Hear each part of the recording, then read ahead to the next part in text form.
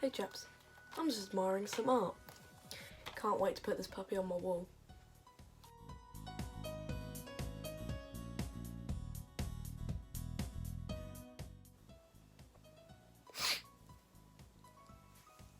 Wow, how can it say so much in a single picture?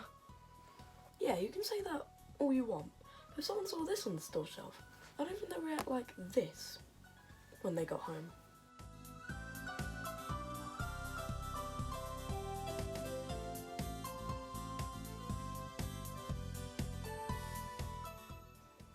Well, I just have to say, I was not expecting this.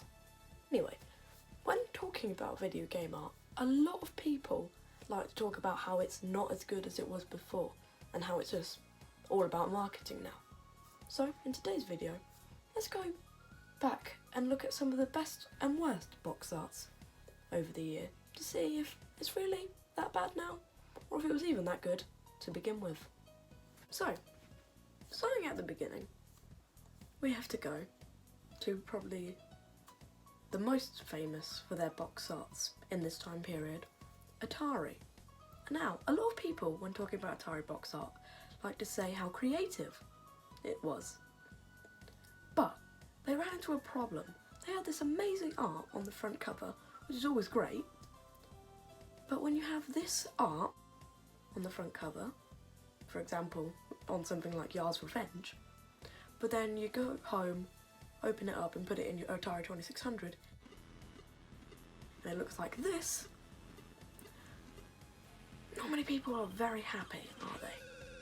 So, this is why, when it came after the video game crash of 1983 and Nintendo came into the ring with the NES, they changed up their approach for the first couple of years of its lifespan, at least in America anyway, with what a lot of people like to call the NES black boxes.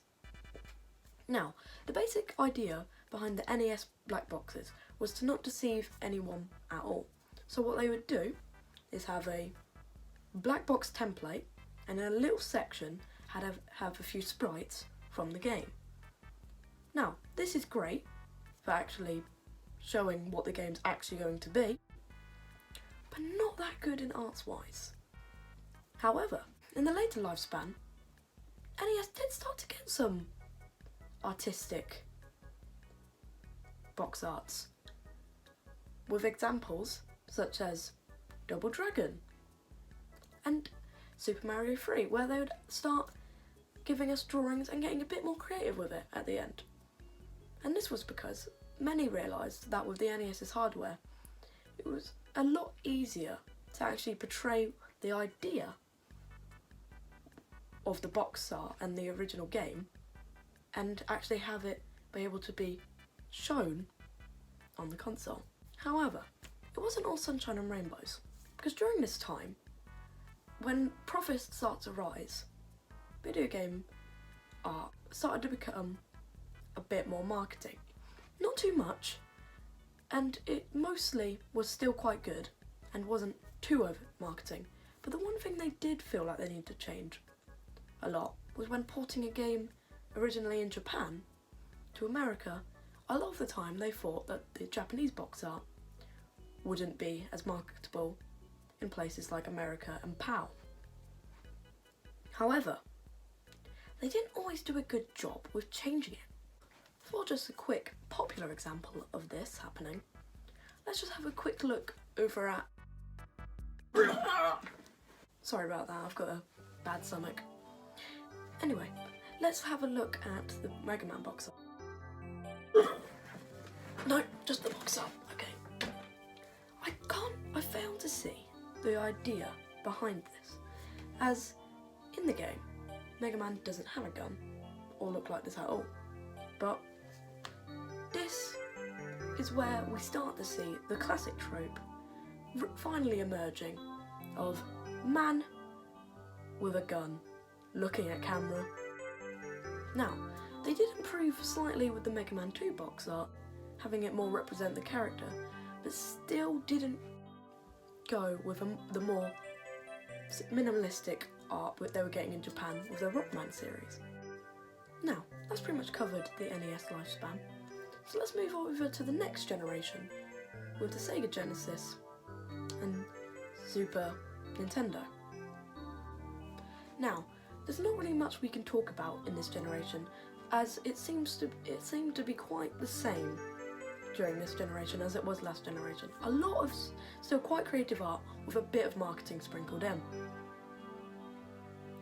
However, there is one important thing during this generation we should know. During the past generations, all boxes for video games had been designed with cardboard, so they are usually all thrown away when you finally got the game open, because there's no real point in keeping them. But now, with the Sega Genesis, plastic cases started to emerge, meaning there should be a lot more effort starting to put into video game box art. So, let's have a look at the next generation and see if they did. So I'm just gonna bring them up and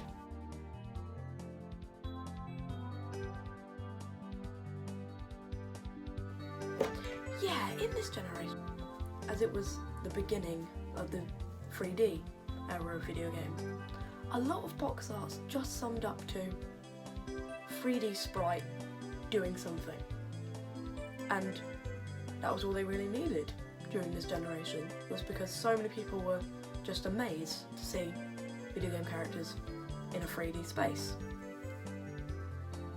But now, I'm still a little disappointed, because over in Japan, they were still getting the artsy box art. For example, let's have a look at the Final Fantasy VII art in Japan, put against the one that they got over in America.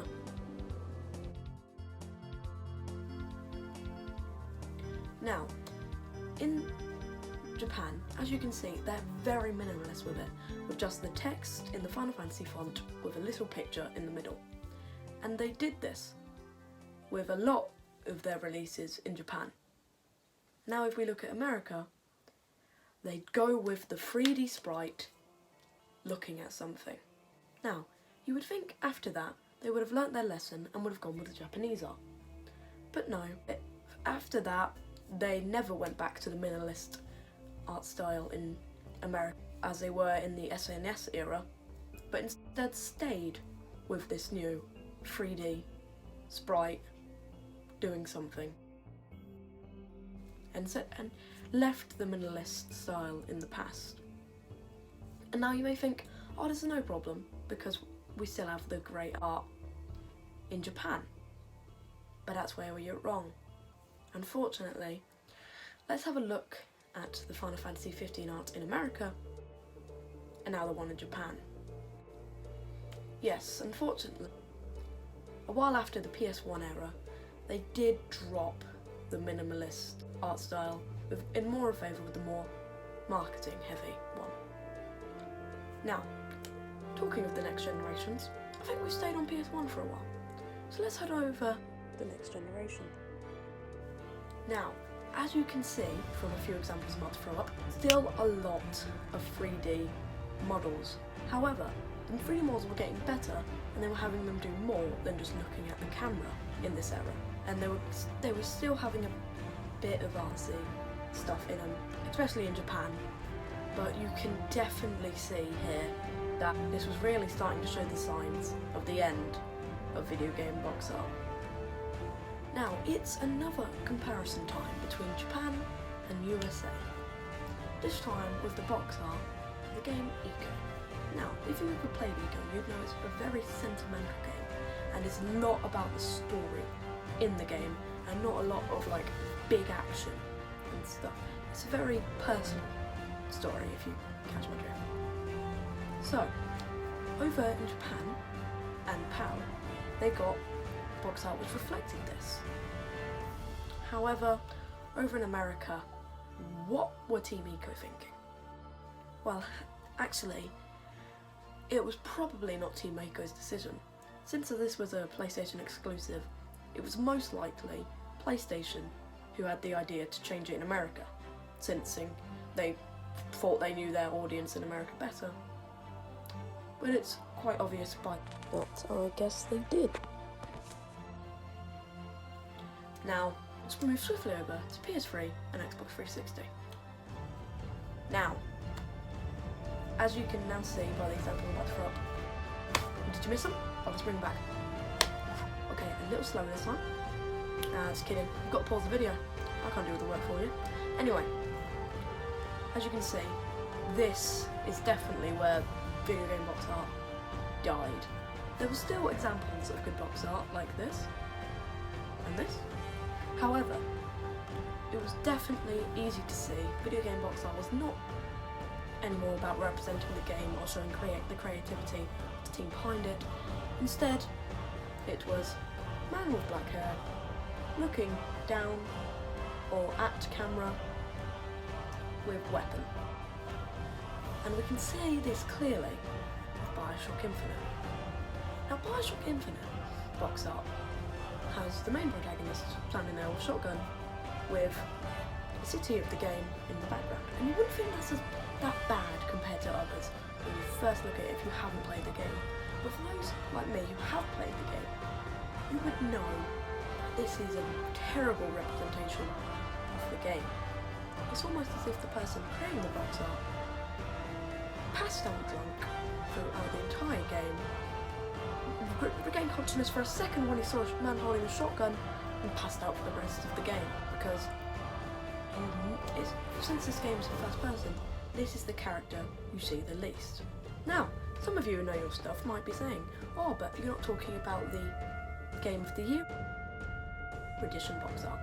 Now, that does do a better job representing the actual game, with having our main protagonist carry a leash, lights, and showing the protection role in the game. However, they did do this little thing called diarying review scores and DLC onto the front cover, meaning that the actual box art takes up about a quarter of the actual game box art, because we have to show these video game publishers that say our game's good, please buy our game, please buy our game, even though we've already sold copies. Now, many of you are probably hoping for, at the end of this video, for me to say something like, oh, but don't worry, video game box art seems to be coming back. But unfortunately, that isn't the case. Now, we are starting to see little bits of creativity in box art. It's on the stuff like the Nintendo Switch. However, it definitely seems like creative video game box art in the earlier generations isn't coming back. However, it has to be said that box art is still important, and I'm quite sad to see it be turned into something so shallow and marketing based.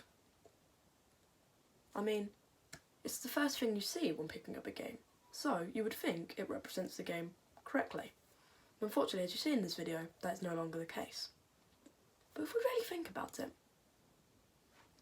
video game box art is the first thing you see before opening a game and seeing what its true content, and it might not be a good representation.